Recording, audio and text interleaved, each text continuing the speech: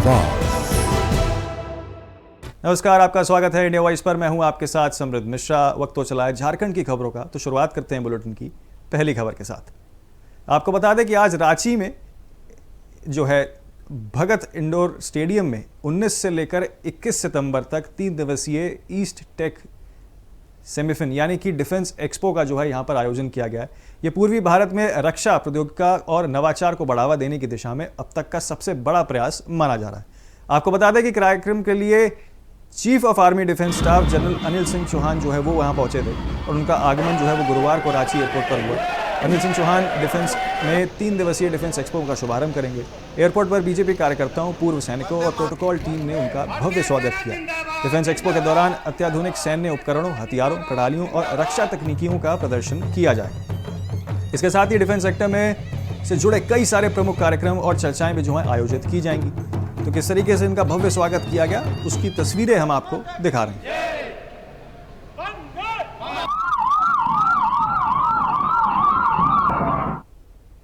खबर लातेहार से है, जहां जिले के सदर थाना क्षेत्र अंतर्गत आरागुड़ी पंचायत के टेमकी गांव में जीतिया पर्व के अवसर पर लगे मेले में बुधवार शाम फूड पॉइजनिंग की घटना जो है वो सामने आई है।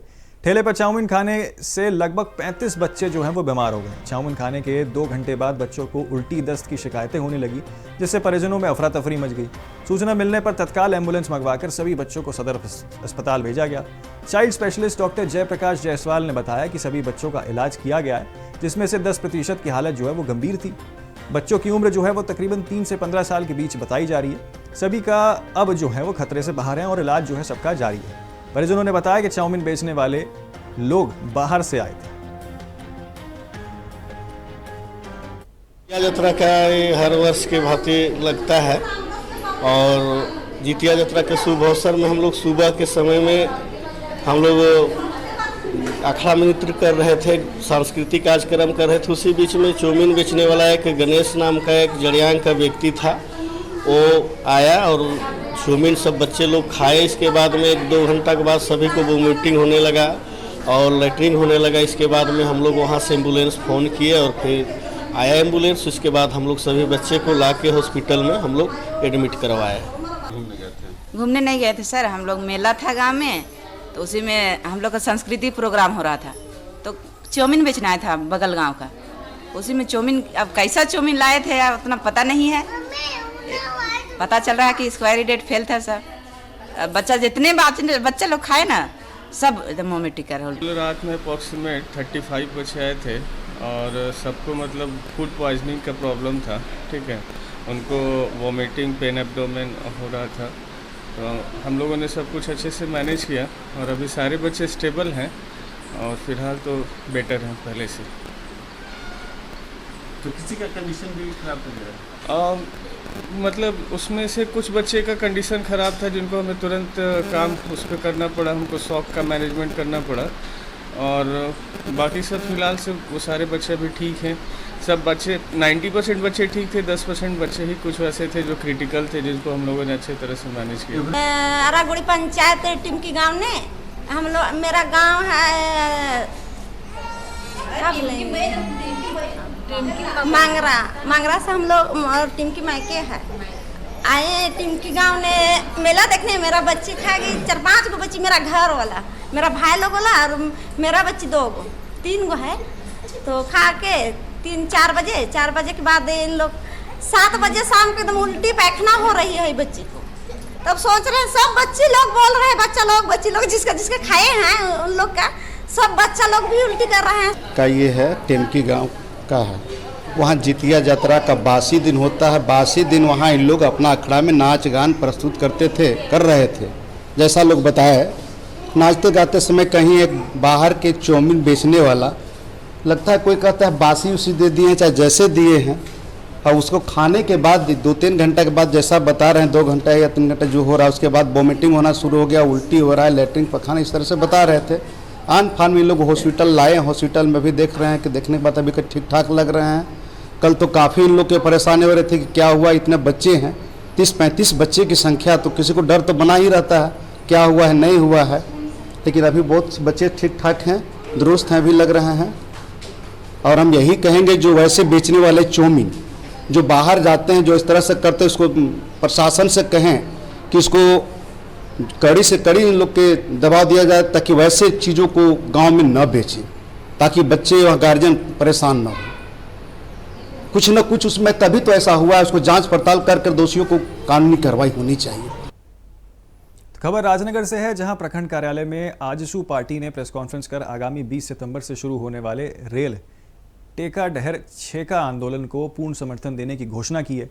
पार्टी के केंद्र सचिव सत्यनारायण महतो ने बताया कि झारखंड के सभी जिलों में आजसू कार्यालय आंदोलन जो है वो सक्रिय रूप से भाग लेंगे और सरायकेला जिले में सीनी और गम्हरिया रेलवे स्टेशनों पर आंदोलन जो है वो होगा, जिसमें जिले भर के कार्यकर्ता शामिल होंगे। सत्यनारायण महतो ने कहा कि कुमड़ी समाज को पहले अनुसूचित जनजाति की सूची में शामिल किया गया था, लेकिन बाद में हटा दिया गया है। अब यह समाज के हक और अधिकार की लड़ाई है। उन्होंने स्पष्ट किया कि यह आंदोलन किसी अन्य समाज के अधिकार छीनने के लिए नहीं, बल्कि अपने वाजिब हक मांगने के लिए है। उन्होंने कुमड़ी समाज को एसटी सूची में शामिल करने की मांग की है। प्रेस कॉन्फ्रेंस में ओबीसी मोर्चा के जिला अध्यक्ष अंगुर महतो सहित कई पदाधिकारी और कार्यकर्ता उपस्थित रहे।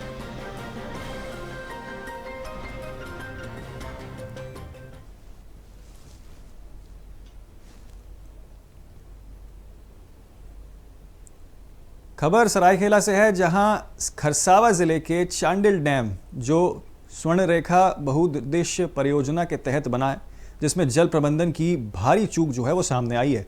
आपको बता दें कि लगभग 67,000 करोड़ रुपए खर्च होने के बावजूद 40 वर्षों से कोई योजना जो है वो पूरी नहीं हो सकी है। हाल ही में चिगलू पंचायत अंतर्गत चाकुलिया में मुख्य नहर में बड़ा लीकेज जो है वो हुआ था, जिससे तेज बहाव के कारण खेतों और घरों में पानी घुस गया। पुराने और मिट्टी के ढह जाने से जो है नज़रअंदाज कर दिया गया। आपको बता दें, जिससे पानी से वो जो है वो पूरा इलाका बह गया। इस दौरान गांव की महिलाएं नहा रही थी, जिन्हें जान बचाकर अपनी भागना पड़ा। पर इस पर स्थानीय पूर्व मुखिया नरसिंह सरदार ने ठेकेदार और विभागीय मिलीभगत का आरोप लगाया। इसके बाद विभाग ने मुख्य कैनाल का पानी बंद कर स्थिति नियंत्रित करने की बात कही है। बहुउद्देश्य परियोजना का एक उद्देश्य यह था कि लगभग 32 योजनाओं को पारित करना, जो कि अभी तक एक भी योजना पारित नहीं हुई। बहुउद्देश्य परियोजना 1982 में से लगभग आज तक 66,000 करोड़ रुपया खर्च हो चुकी है, जो इसके लिए कहाँ जा रही है? बंगाल, उड़ीसा, पश्चिम बंगाल। तो उस नहर में छेद हो चुकी है, जिसके चलते घरों में गांव के घरों में पानी घुस रही है, खेतों में पानी भर चुकी है। तो किसका लापरवाही है? ये लापरवाही विभाग की लापरवाही है, ये गवर्नमेंट की लापरवाही है। इस बहुउद्देश्य का योजना में ही बिजली उत्पादन करना, छोटे छोटे नहर द्वारा उसको विकसित करना, कहीं कुछ नहीं हुआ। किसी पर पानी, कृषि में पानी देना, ये कहीं कुछ नहीं हुआ, जो कहते हो पड़ा रह गया। आज तक यही स्थिति जस्ट गाँव में अब तक है। स्टेट गवर्नमेंट और झारखंड सेंट्रल गवर्नमेंट के नाम पर राज्य सरकार और केंद्र सरकार द्वारा अनेकों रुपया रख रखाव के लिए दिया जा रहा है। फिर भी हमारी सरकार द्वारा डैम का रख रखाव के लिए करोड़ों रुपया मुहैया कर रही है। जितने भी यहाँ ये हैं विस्थापित गांव के लोग इधर से उधर पलायन कर रहे हैं, दर भटक रहे हैं। यहाँ जो गेट जब बना, पहले भी 2 उसमें कालवेट लगाया गया था, तो कालवेट को लोग नहीं निकाला है और उसी का ही लेफ्ट साइड में इन लोग एक गेट बना दिया है। गेट बना के और तो ठीक है, अभी जो कालवेट जो था उसका आगे तरफ खाली इन लोग मिट्टी सीमेंट दे के इन लोग खाली उसको लपेट करके पूरा छोड़ दिया था, और वही अभी धस गया वही कालवेट में। दोनों कालवेट में पानी अभी निकाल रहा, गेट तो है ही है, गेट में भी निकाल रहा पानी, पूरा पानी। हमारे गांव का ही 2-4 आदमी का घर में पानी भी घुस गया है। ये ठेकेदार का लापरवाही है, विभाग का भी लापरवाही है। करोड़ों का तो प्रोजेक्ट है। हाँ, ये तो बहुत, इन लोग तो बार-बार इन लोग का तो फंडिंग हो ही रहा है, इन लोग तो खाली फफूंदी करके खाली पैसा को अपने गमन कर रहा है लोग। खबर खूंटपानी से है, जहां प्रखंड के समुदाय स्वास्थ्य केंद्र बाहासातू में झामुमो प्रखंड कमेटी द्वारा ओत गुरु कोल लाको बेहद्रा की 106वीं जयंती धूमधाम से मनाई गई। इस अवसर पर सीएचसी में एक रक्तदान शिविर का आयोजन किया गया। इसमें लगभग 80 लोगों ने स्वच्छता से रक्तदान किया। कार्यक्रम में विधायक की पत्नी व सामाजिक बसंती गागराई, सीएचसी प्रभारी डॉक्टर आलोक रंजन महतो ने कोल लाको बेहद्रा की तस्वीर पर माल्यार्पण कर श्रद्धांजलि अर्पित की। रक्तदाताओं को प्रसारक पत्र देकर सम्मानित भी किया गया। वक्ताओं ने कोल लाको बेहद्रा के योगदान को यहां पर याद किया है।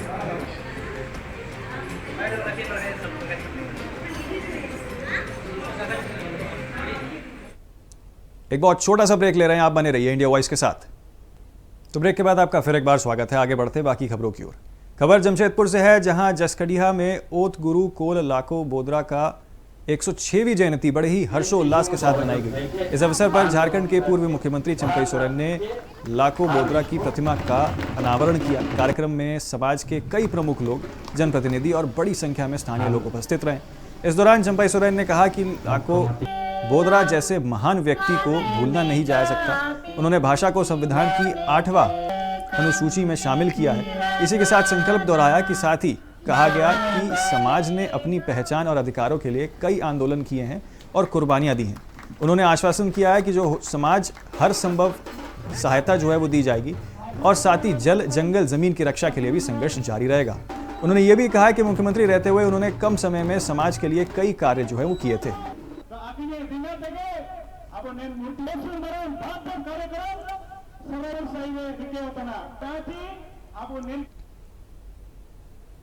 खबर कुचाई से है, जहां खरसावा कुचाई मुख्य मार्ग पर एक बड़ा सड़क हादसा हो गया जब स्कूली बच्चों को बचाने के प्रयास में यात्रियों से भरी बस अनियंत्रित होकर पलट गई। बस में तकरीबन 50 से अधिक यात्री सवार थे, जिसमें से करीब 25 यात्री घायल हो गए। एक महिला की हालत गंभीर होने पर उसे सरायकेला सदर अस्पताल रेफर किया गया। घटना की सूचना मिलते ही कुचाई प्रमुख गुड्डी देवी, थाना प्रभारी नरसिंह मुंडा समेत प्रशासनिक अधिकारी और ग्रामीण मौके पर पहुंचे और घायलों को सामुदायिक स्वास्थ्य केंद्र कुचाई भेजा गया। बताया जा रहा है कि बच्ची विद्यालय से साइकिल से लौट रही थी, तभी बस ने उसे बचाने की कोशिश में संतुलन खो दिया और यह हादसा हुआ। घायलों का इलाज जो है वो फिलहाल जारी है।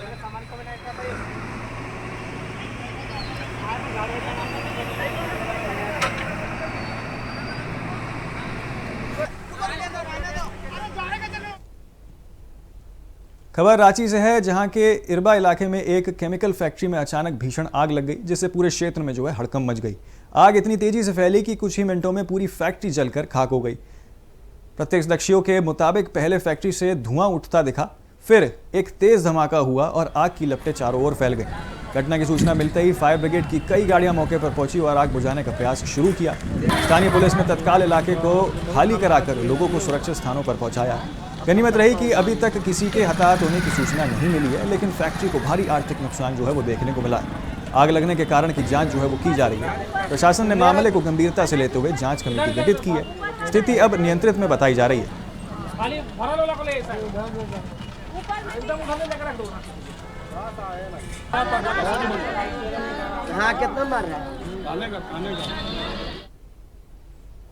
बोकारो जिला के चंद्रपुरा थाना परिसर में दुर्गा पूजा को लेकर शांति समिति की बैठक आयोजित की गई, जिसकी अध्यक्षता प्रखंड के अंचल अधिकारी नरेश प्रसाद ने की थी। बैठक में स्थानीय लोगों ने पूजा आयोजन से जुड़े अपनी अपनी समस्याओं को जो है वो सामने रखा है, जिनके समाधान का आश्वासन जो है अधिकारियों द्वारा दिया गया।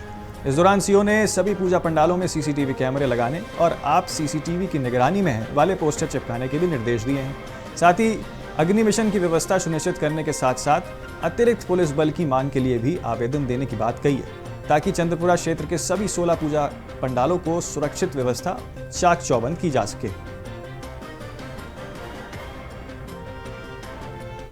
थाना परिसर में शांति समिति की बैठक की गई। चंद्रपुरा थाना अंतर्गत 16 दुर्गा पूजा पंडाल होती है, यहाँ जिसमें 3 रावण दहन के भी कार्यक्रम है। तो सभी पूजा समिति के अध्यक्ष, सचिव एवं शांति समिति के सदस्यगण आए, सबकी समस्या सुनी गई।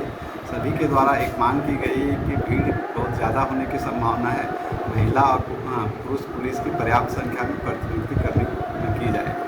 हम लोगों के द्वारा ये सूचना अनुमंडल पदाधिकारी, अनुमंडल पुलिस पदाधिकारी एवं उपायुक्त एवं जिला पुलिस अधीक्षक को सूचना दी गई है कि पुलिस की संख्या बढ़ाई जाए ताकि पर्याप्त मात्रा में पुलिस की प्रतिनियुक्ति प्रत्येक पूजा पंडाल में की जा सके। लोगों के द्वारा पंडाल में अलग अलग प्रवेश और निकासी का रास्ता मार्ग रखने के लिए कहा गया है। पंडाल में अग्निशमन की व्यवस्था, पंडाल में फायर एक्सटिंगाइजर की व्यवस्था करने के लिए भी कहा गया है कि रखें। सीसीटीवी कैमरा इंस्टॉल करें और पर्ची या पोस्टर में चिपकाएं कि आप सीसीटीवी कैमरे के निगरानी में हैं ताकि चोरी की घटना, छेड़छाड़ की घटनाएं नहीं हो, उस पर रोक लगाई जा सके। तो फिलहाल के लिए खबर झारखंड में मेरे साथ इतना ही। आप देखते रहिए बाकी तमाम अपडेट्स और खबरों के लिए इंडिया वॉइस।